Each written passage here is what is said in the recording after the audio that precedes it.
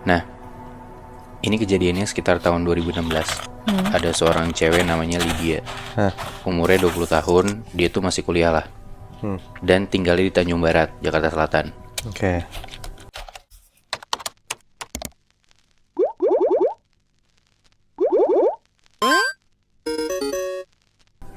Nah, Lydia ini anak ketiga dari 3 bersaudara. Kakak-kakaknya tuh 2 orang, itu udah pada nggak tinggal di rumahnya. Nah, keluarganya Lydia ini keluarga yang bisa dibilang tajir banget, bener-bener tajir. Tipe keluarga yang rumahnya tuh gede, 2 lantai, punya pembantu 2, yang satu nginep, satu lagi pulang pergi, punya supir juga, satpam juga ada, posnya di depan gitu. Ya, kebayang sih rumahnya. Dan mobilnya lebih dari 3, ya lo kebayang lah ya, Iya. sekaya apa gitu kan. Nah, bokap nyokapnya Lydia ini tipe ibu-ibu bapak-bapak pengusaha yang sibuknya tuh bener-bener sibuk, sampai emang gak deket sama anak-anaknya sendiri. Bokap nyokapnya Lydia ini punya peternakan, kayak ternak ayam, kambing, sapi. Ya mereka punya beberapa peternakan lah di Jawa gitu. Hah.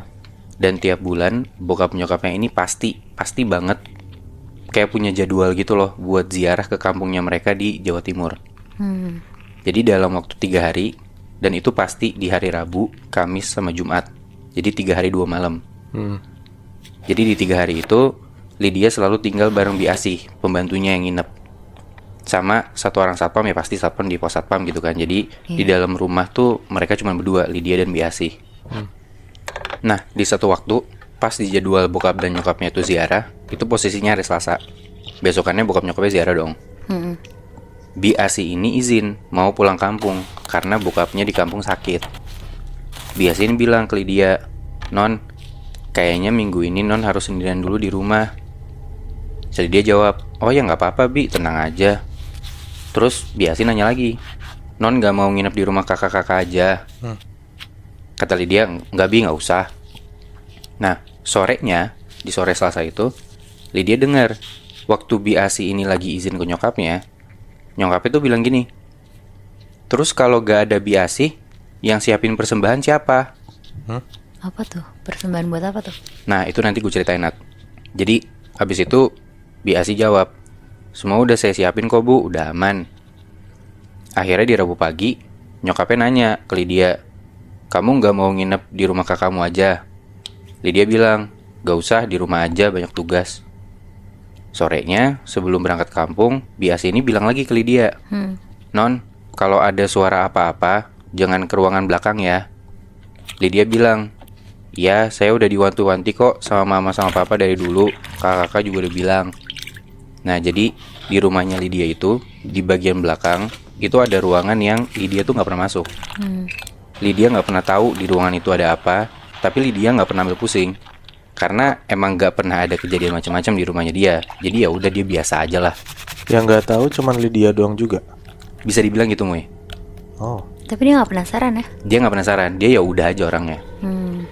Sampai di Rabu malam nih, malam pertama Lydia sendirian di rumah.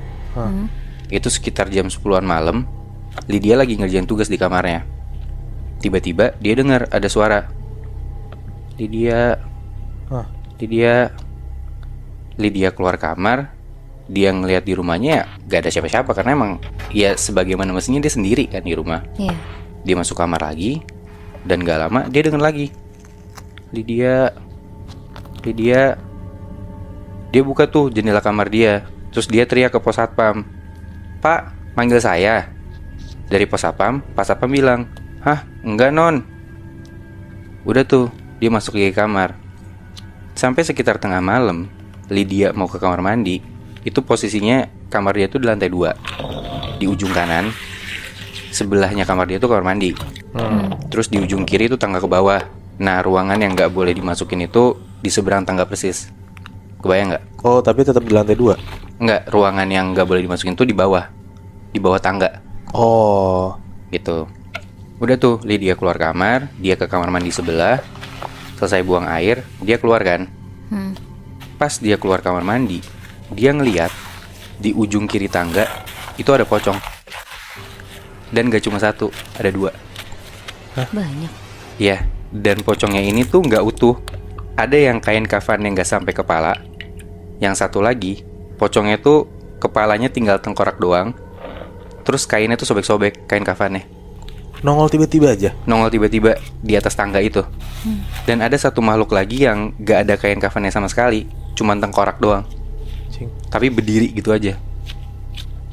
Di situ Lydia nggak takut, karena emang Lydia ini bisa dibilang cukup pemberani anaknya Muy. Nah, akhirnya dia masuk kamar lagi, tapi di situ dia coba buat telepon kakaknya yang pertama. Dia kasih tahu tuh ke kakaknya, dia dengar suara ada yang manggil dia. Terus dia habis kamar mandi ketemu pocong segala macem. Dia nanya kayak, ini kenapa bisa tiba-tiba rumahnya dia kayak gini? Di ujung telepon, kakaknya cuma bilang, kamu cari tahu sendiri aja deh. Kamu pikir kenapa kakak pergi dari rumah? Akhirnya setelah itu dia telepon lagi kakaknya yang kedua. Dia ceritain lagi tuh apa yang dialamin. Nah, kakaknya yang kedua ini bilang, kalau kamu mau tahu, silakan cari tahu. Semuanya ada di ruangan belakang. Tapi kalau kamu nggak yakin, ya udah kamu di kamar aja. Tapi kalau kamu cari tahu dan kamu lihat sesuatu, jangan nyesel ya. Di situ Lydia mutusin buat, ya udah gue tidur aja deh malam itu. Nah, singkat cerita, sampai di malam kedua nih, malam Jumat. Di tengah malam, Lydia tuh mau ke kamar mandi lagi. Sebenarnya emang kayak tadi gue bilang, Lydia tuh nggak takut. Cuma ya lu pasti sebel lah ada makhluk halus di rumah lu gitu kan. Siapa sih yang pengen ngeliatnya nggak sih? Iyalah. Tapi ya udahlah, Lydia hadapin aja tuh. Dia ke kamar mandi, dia pipis. Setelah dia pipis, dengan kondisi Lydia ini udah siap mau lihat makhluk apa di ujung tangga, ya udah deh. Pas dia keluar kamar mandi, di ujung tangga itu nggak ada apa-apa. Tapi dia denger dari arah bawah ada suara kayak pas Lydia ngelihat ke arah bagian lantai bawah, dia ngelihat di depan pintu ruangan yang dia nggak boleh masukin itu ada pocong. Kali ini nggak cuma 3, tapi ada 5. Itu banyak banget dan semuanya ngehadep pintu ruangan yang nggak pernah Lydia masukin itu. Cing. Di situ Lydia masih nggak mau nyoba buat cari tahu ada apa sebenarnya di ruangan itu. Akhirnya dia balik aja ke kamar, dia masuk kamar dan dia coba paksa diri dia buat tidur. Besokannya, bokap nyokap Lydia udah pulang.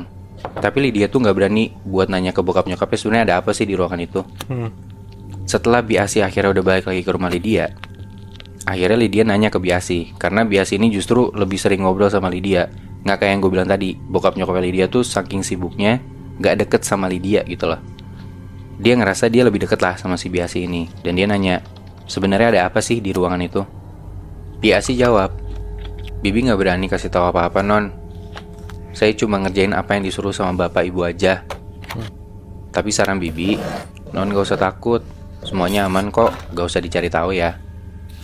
Di situ Lydia cuma jawab, oh ya udah, iya Bi, mau tahu aja kok. Tapi dalam hati Lydia mikir, oh emang gue harus cari tahu sendiri nih apa yang ada di ruangan itu. Akhirnya singkat cerita, Lydia nyuri kunci Biasi dan ngeduplikat kunci itu, kunci ruangan itu. Dia telepon kakaknya yang kedua, biar pas bokap nyokapnya ziarah nanti di bulan depan, di jadwal ziarah itu, Biasi disuruh ke rumah kakaknya buat bantu urus anaknya yang masih kecil. Jadi kayak kong kali kong gitu loh sama kakaknya. Ya udahlah, kakaknya mengiyakan gitu kan, karena ya Lydia mau tahu ada apa sih di situ.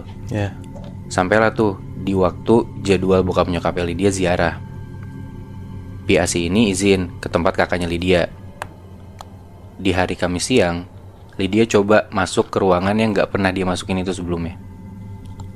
Dan pas dia masuk ke ruangan itu, ruangannya tuh kayak, kebayang gak sih lo kalau ada ruangan itu kayak wardrobe yang tiap sisinya tuh lemari semua, isinya baju-baju gitu. Nah tapi yang digantung tuh bukan baju, kain kafan.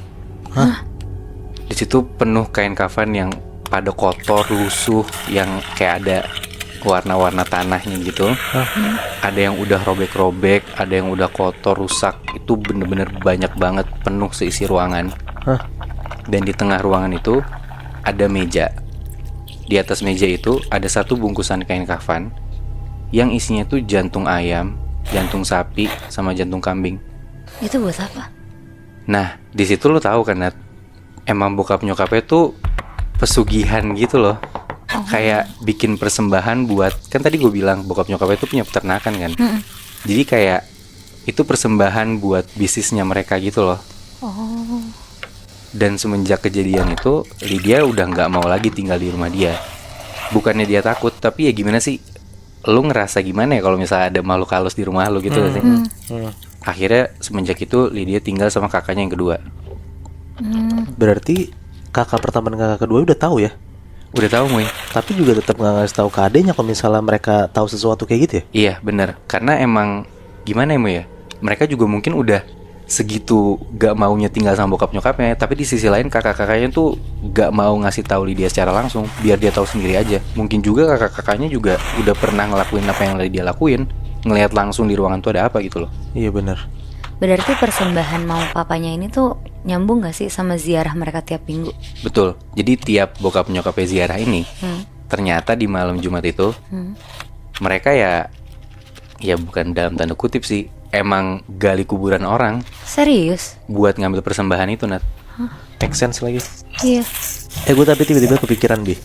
Selama dia tinggal di rumah itu nggak pernah ngeliat pocong itu kan? Nggak pernah. Nah tapi kenapa pas dia sendirian dia baru ngeliat si pocong itu? Nah, ternyata di malam pas Biasi itu balik ke kampungnya, itu ternyata ada persembahan yang gak lengkap dari Biasi. Makanya makhluk-makhluk ini nunjukin wujudnya mereka keluar ruangan itu. Oh, berarti sebenarnya harusnya dia nggak keluar ya? Iya, harusnya di dalam ruangan itu, bahkan di malam persembahan itu juga.